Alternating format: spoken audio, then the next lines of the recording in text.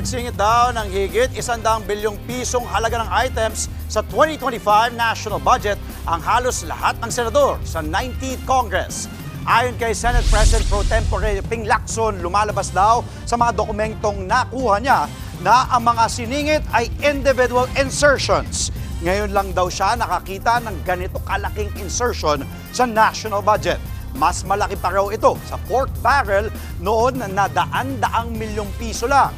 Posible raw tanungin ni Lacson ang ilang ahensya sa budget deliberations kung bakit pinayagan ito.